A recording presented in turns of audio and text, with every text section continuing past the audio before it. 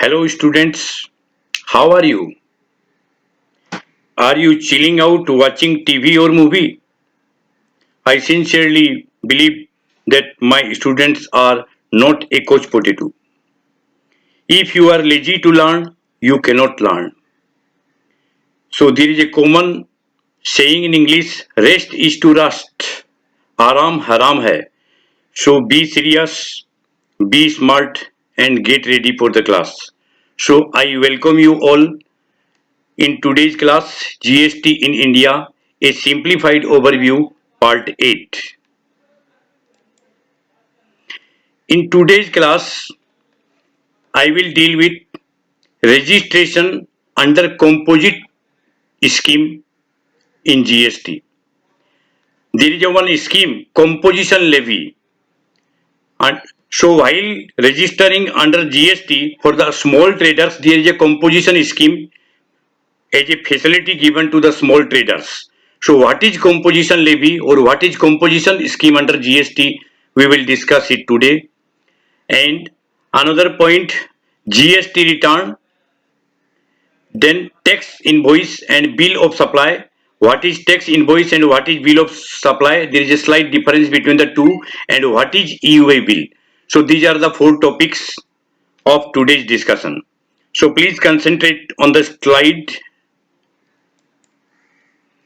Now let us start with composition scheme levy for small dealers under section 10.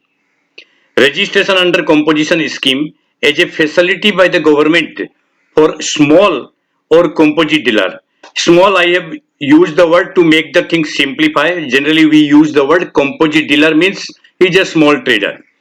So having aggregate turnover below 1.5 crores in the previous financial year, you see here PFY previous financial year, if the turnover, that is aggregate turnover below 1.5 crore, then he will be treated as composite dealer.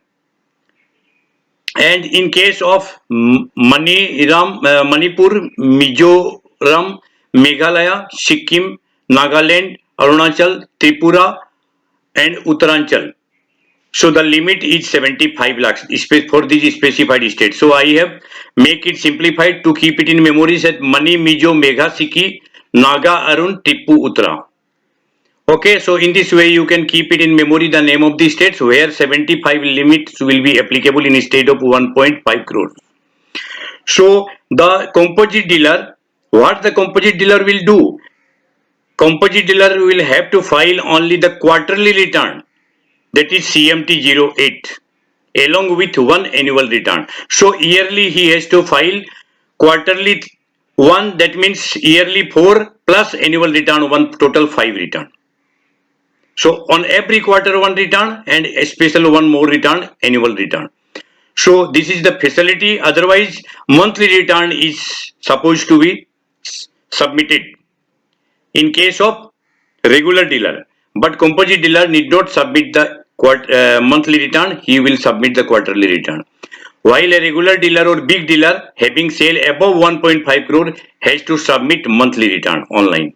Okay. Now you see what is the benefit of composite dealer.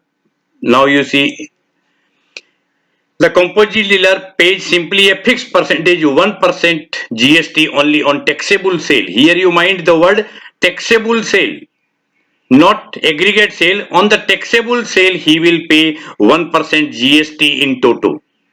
So the things are made simplified for the composite dealer. He did not take tension of the various rates of 5%, 12%, 18%, 28%, but simply on his taxable sale he will submit 1% tax as a GST, a fixed percentage 1%. Now again there is another point, 1% on aggregate turnover for in case of manufacturer. If he is not a dealer or trader, if he is a manufacturer, then also 1%, but not 1% on taxable sale, but here it is 1% on the aggregate turnover. So aggregate turnover indicates taxable sale plus non-taxable plus exempted sale. So sale may be of three kinds, you see here. Note students please. Taxable sale, non-taxable sale and exempted sale, all together, all these three all together means aggregate sale or aggregate turnover. On this aggregate turnover, 1% is to be paid by the manufacturer.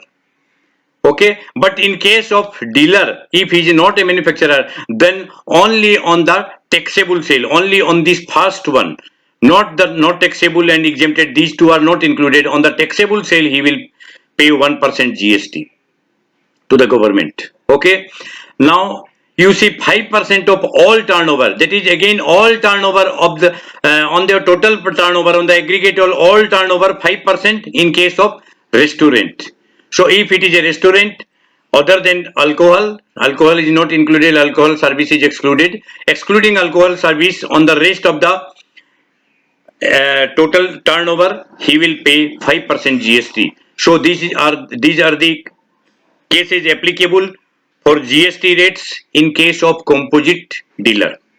Now let us see the next slide. I think that you are getting my points.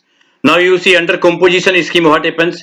A composite dealer is not authorized to collect tax and hence cannot issue tax invoice. Yes, very important. Composite dealer is not supposed to collect the tax because he will just simply he will deposit 1% lump sum tax on the taxable sale to the government. So he is not authorized to collect GST at the prescribed rate of 5, 12 or 18% like this.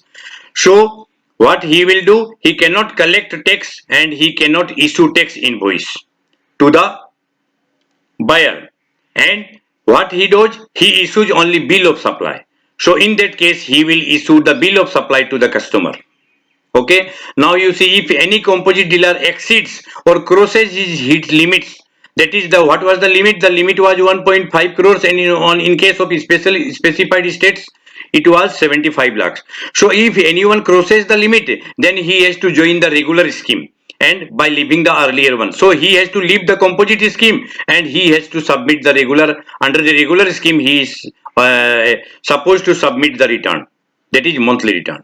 Now you see further next point, if a composite dealer falls under RCM, that means reverse charge mechanism. See full video on RCM. I have prepared one full video. You can see a complete full video on reverse charge mechanism because it is a vast area. Reverse charge mechanism, it needs more than, I think that it needs at least 2 classes to complete the what is reverse charge mechanism. But here to make the thing simplify, I simply tell you there are 2 systems under GST, that is forward charge mechanism and reverse charge mechanism. So under forward charge mechanism, that is normal one where the seller deposits the tax GST to the government by collecting from the buyer. So from the buyer, seller collects the tax and deposits in the government treasury. This is the normal procedure, that is forward charge mechanism, that is normal system. But under reverse charge mechanism, what you see, under reverse charge mechanism here buyer is supposed to deposit the tax to the government. This is quite reverse of the forward charge mechanism. Under forward charge mechanism, seller deposits the tax to the government, while in case of reverse charge mechanism under RCM, buyer deposits the GST in the government treasury. So this is the reverse charge. In details, you can go through the RCM video. Now you see what happens in case of RCM. He will pay GST at normal rate, that is 5%, 12%, 18% or 20%, whatever the rate applicable. So according to the applicable prescribed rate, he will deposit the GST in the government treasury, not in the composite scheme, that is 1% or 5% as the case may be. So if if the composite dealer falling under the RCM category, then this 1% composite scheme will not be applicable for him. In that case, he has to deposit the tax according to the prescribed rates. This is what I want to means to say. Okay, I think that you can follow it. Let us see. But they will get no ITC benefit under composition scheme. Here another important point to note that under forward charge mechanism or reverse charge mechanism. Under both the mechanism, a composite dealer is not supposed to enjoy the ITC benefit. Okay. Now composite dealers are not allowed interstate sale. Also another point, that composite dealers are normally not allowed to interstate sale, but however they can purchase interstate. Purchase under interstate is allowed for the composite dealer. Okay, a composite dealer is also allowed any related service with his own business up to 5 lakhs. So relating to his own business, services up to 5 lakhs is also allowed. So these are the facilities or limitations for a composite dealer which you must know. If you have any doubt, you can ask me any query in by writing in the chat box. If you respond and put any query, I will be happy to give your reply. Now you see next slide. Return form 2A. Normally return form 2A is submitted by the purchaser. So here it contains all purchase information of the buyer and it is submitted online as proof of ITC allowed. So when the buyer purchases its any commodity or any product, so he submits the return form 2A, that at what price he has purchased, what was the prescribed rate and how much the tax has been deducted. So that is the ITC facility he will enjoy according to the purchase consideration, according to the purchase information. And GSTR1, GST Return 1, it contains all sale information such as name, category and details of the prescribed rate of goods sold by the registered dealer or the seller. So GSTR1 is submitted by the seller and it contains all same information. In addition to the GSTR1, the seller is also required to submit GSTR3B also. It is filed monthly for details of tax calculation in addition to the GSTR1 by the seller. So in addition to the GSTR1, GSTR3B is also submitted by the seller. Now you see what happens. Buyer has to submit different return, seller has to submit the different return. What is the connection between the two, you see in the next slide. You see GSTR1 and 3B of the seller reflects GSTR2A of the buyer. You see, seller submits this GSTR1 and GSTR3B. So these two are reflected by buyers 2A because these two must reflect each other. If these are not reflected, then there may be mismatched and ITC will not be allowed. Hence, ITC is allowed subject to matching. If seller and buyer's information mismatches, then ITC may not be allowed. So hence to get the entitled ITC benefit, that is eligible credit. ITC is the eligible credit. It is desired by the buyer or the purchaser. So to get this ITC benefit, tax invoice is necessary, tax depositing is necessary.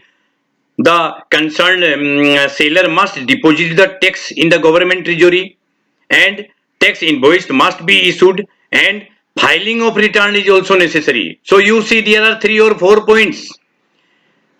Return filing by both the parties, buyer and seller both must file the return and that must be matched properly. Tax deposit is also necessary. Another point. Another essential point is the tax invoice. So all these criteria are fulfilled only then and then ITC benefit is allowed. Okay. And one further information that government is, there are so many complexities under GST still because GST is in preliminary stage because only 3 years has passed. So it is in his childhood stage. So government is trying to improve many things. Still we are expecting more from the government. So you see the GSTR new forms will be introduced very soon. Sahaj, Sugam, etc. These are new forms are coming very soon. This new form will be introduced. So this is all about. Now you see the next slide. Now you come to the next slide. You see, let us see tax invoice and bill of supply. Seller charges and collect GST. You see, these two things must be clear. Seller charge GST and collect GST. From whom?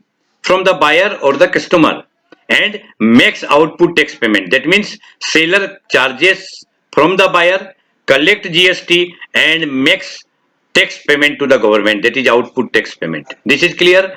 Now in case of buyer, buyer pays GST to whom? To the seller. Buyer pays GST and he avails the input tax benefit through tax invoice. That means when he pays GST to the seller, then he collects a tax invoice and in the tax invoice it is mentioned, and according to the on the basis of tax invoice input tax benefit is availed by the buyer. So you see, in the business, if a GST registered firm charges GST from customer on the sale of goods or services, it is called GST sale or taxable sale. So when GST is charged on certain commodities or services, so on goods or services, if GST is charged, then it is called GST sale or taxable sale. And a tax invoice is issued on such sale by the supplier. So what is tax invoice? Tax invoice is issued by the supplier to the buyer in case of taxable sale on the GST sales. Now there may be other sales where GST is not charged. So a dealer or a seller who is selling various products and charging GST at a prescribed rates, but there may be some non-GST product. There may be some exempted products where GST is not charged. So GST is not included in the price of goods or services. So where GST is not charged, that is called non-GST sale or non-taxable sale. So in that case, tax invoice is not issued, but normally in that case, bill of supply is issued by the supplier. So I think that dear students, you can follow that there is a difference between tax invoice and bill of supply. I think that it is very clear to you. Now let us see the next slide. Come to the EUA bill. As soon as the goods of the above rupees 50,000 are loaded on any motor vehicle for the purpose of supply, an electronic information known as EUA bill is loaded on GSTN along with the copy of supplier, receiver and transporter. Very important to know this EUA bill.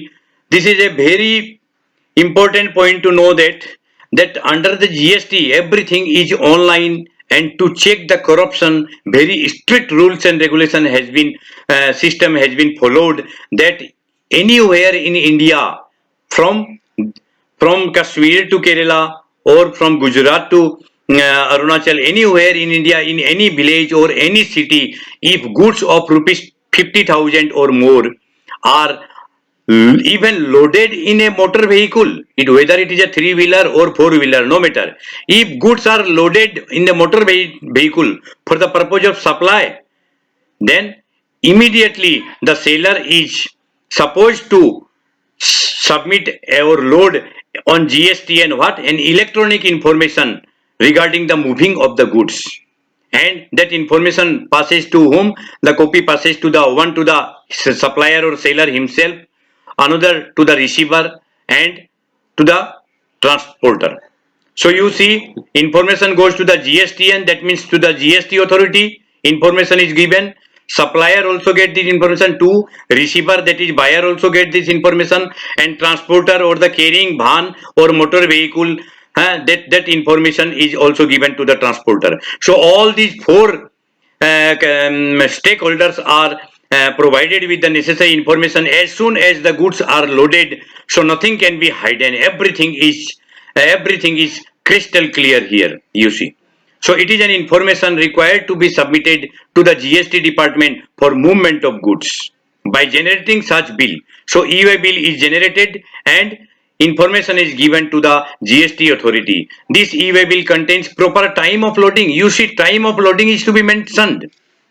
Yeah. And vehicle number, you must mention the vehicle number on which vehicle, because you cannot cheat the government, you cannot cheat.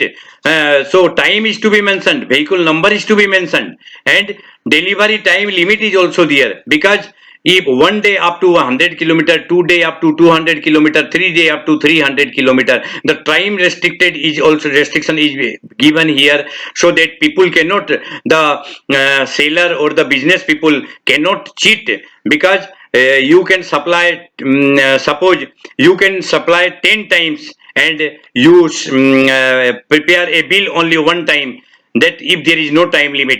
But if there is a time limit, because vehicle number is mentioned, so one vehicle must can within can pass the time of 100 kilometer. A vehicle can cover a kilometer of 100 kilometer within 1 day. So one dealer cannot supply at 10 places by the same vehicle without informing to the government. So there is no chances of playing hide and seek. So there is no scope for corruption, I think. So in this way, I think that e-way bill is very much clear to you. So this is all about today's video. And dear students, if you get stuck, ask me for help and clear your doubts.